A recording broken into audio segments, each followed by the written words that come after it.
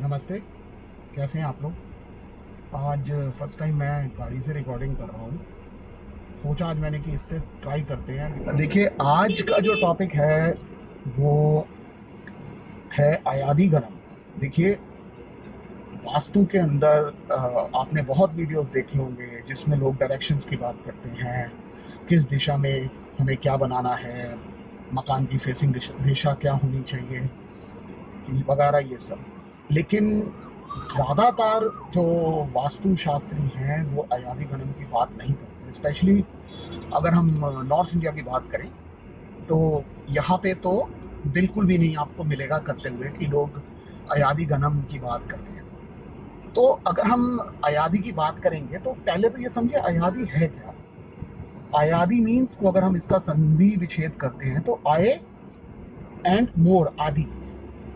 तो एक बात तो क्लियर है कि इस कैलकुलेशन के थ्रू हम आय यानी कि इनकम और डिफरेंट चीज़ें हैं वो निकालते हैं। अगर हम इस कैलकुलेशन की बात करें तो इस कैलकुलेशन को करने के लिए बेसिकली हमें मकान का जो पेरीमीटर होता है वो निकालना पड़ता है और उसको फिर हम लोग इंचेस और इंचेस जनरली लेते हैं हम लोग इसके लिए, फीट एंड इंचेस। हम मेट्रिक मेजरमेंट्स नहीं लेते हैं। तो हम इंचेस से निकाल के फिर इसको जो ट्रेडिशनल वास्तु मेजर है, क्योंकि इंडिया के अंदर इंचेस नहीं चलते थे, पहले अंगुलास चलते थे, तो उसको अंगुलास में कन्वर्ट करते हैं। और उसके बाद स्पेसिफिक फार्मूलाज हैं जिनको यूज़ करके हम लोग ये सारी चीज़ें जिनकी मैं बात कर रहा हूँ, बेसिकली सबसे इम्पॉर्टेंट जो है वो ये 6 होती हैं, वो निकालते हैं। देयर आर स्पेसिफिक फार्मूलाज जिनको यूज़ किया जाता है इसके लिए। अब अगर हम वास्तु के इस प्रिंसिपल को यूज़ करते हैं अयादी को, तो बेसिकली आप ये समझिए कि ये वो कनेक्ट है जो वास्तु को ज्योतिष के साथ जोड़ता है। मतलब जो भी आदमी उस घर में रहेगा उसकी कुंडली को जोड़ने के लिए मकान के साथ अयादी गणम को यूज़ किया जाता है। क्योंकि अयादी कैलकुलेशन में अगर हम देखेंगे तो नक्षत्र भी निकलता है मकान का। अब जनरली जो वास्तुशास्त्री हैं वो आपको यही बताएंगे कि वन साइज फिट्स ऑल, मतलब सबके लिए कॉमन है, लेकिन ऐसा नहीं होता है। अयादी निकालने के बाद ही हमें पता चल पाता है कि कोई मकान स्पेसिफिक इंडिविजुअल के लिए फिट है भी कि नहीं। अब अयादी करने के लिए बेसिकली दो तरह की अप्रोचेज होती हैं। एक अप्रोच ये है कि आपने नया मकान बनाना है और आपके पास प्लॉट है, तो आप अपने नक्षत्र के हिसाब से अपना निकाल लेते हो। जो भी आपका नक्षत्र है उसके हिसाब से हम मकान का पेरीमीटर निकालते हैं उस नक्षत्र पे जो आपके नक्षत्र से मैच कर रहा है, और वैसा मकान आप बना लेते हो। ये तो एक अप्रोच है जो आसान अप्रोच भी है, बट उसके लिए आपको जड़ से मकान बनाना पड़ेगा।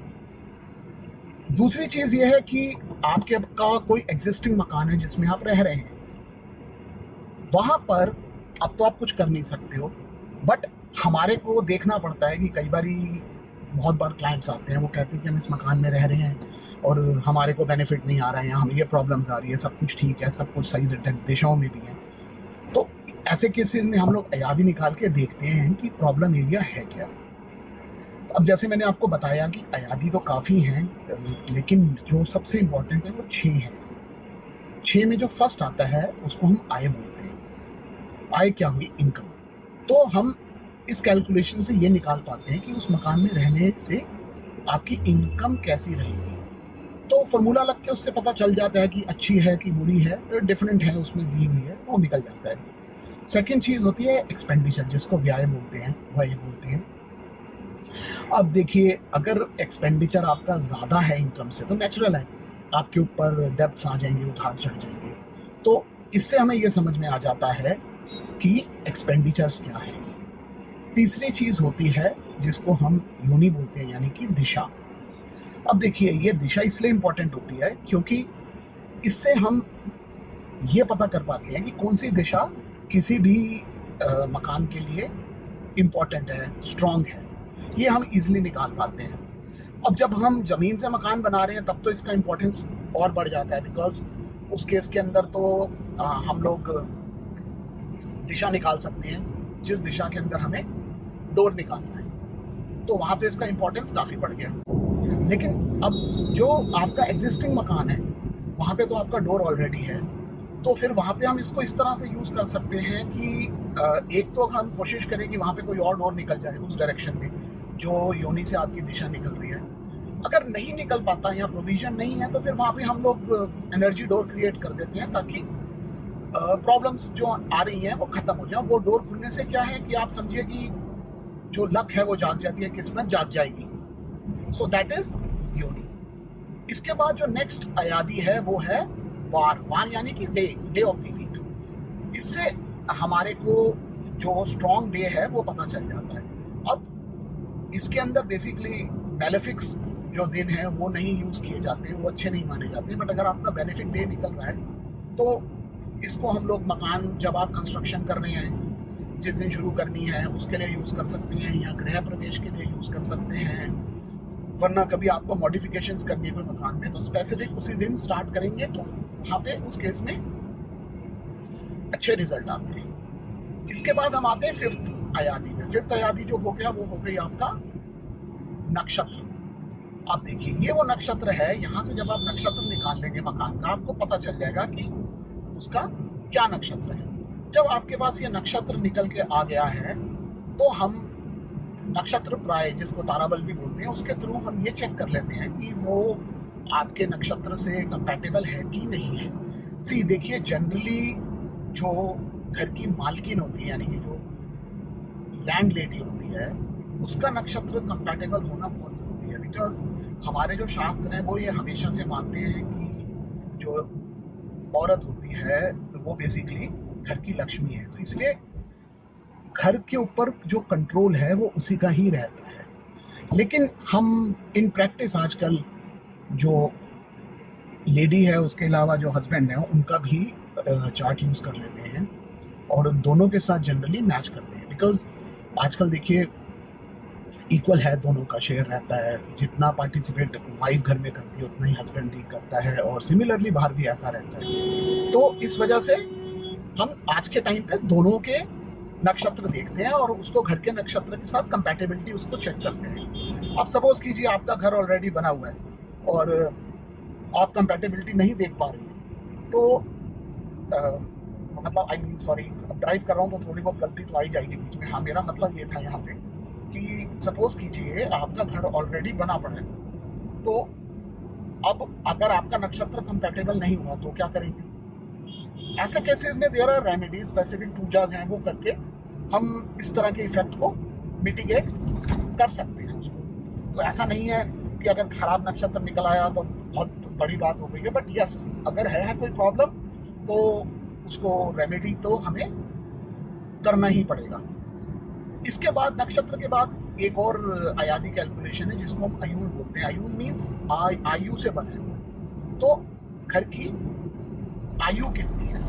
अब देखिए, आयु निकालने का बेनिफिट यहाँ पे हमें ये होता है कि आयु से हमें ये पता चल जाता है कि जो उस हाउस के अंदर एनर्जी है उसका इफेक्ट कितना टाइम तक रहेगा। जैसे फॉर एग्जांपल, अगर हमने किसी घर की आयु निकाली और वो 150 साल निकली, तो दैट मीन्स कि उस जगह पे उस घर की एनर्जी जो है 150 साल तक इफेक्ट करेगी, उसके बाद नहीं करेगी। उसके बाद जो एनर्जी बॉडी है वो खत्म हो जाती है। फिजिकली इसकी कोई इतनी इम्पोर्टेंस नहीं है, बट यस, एनर्जी वाइज इसकी काफ़ी इम्पोर्टेंस है।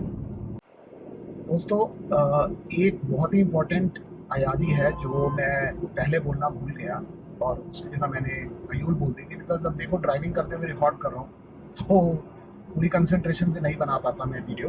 बट यस, जो मैं 6 अयादी इम्पोर्टेंट बता रहा था, उसमें जो इम्पोर्टेंट अयादी है जो अयूल से पहले आती है उसको हम लोग अंशा बोलते हैं, अंश आदि।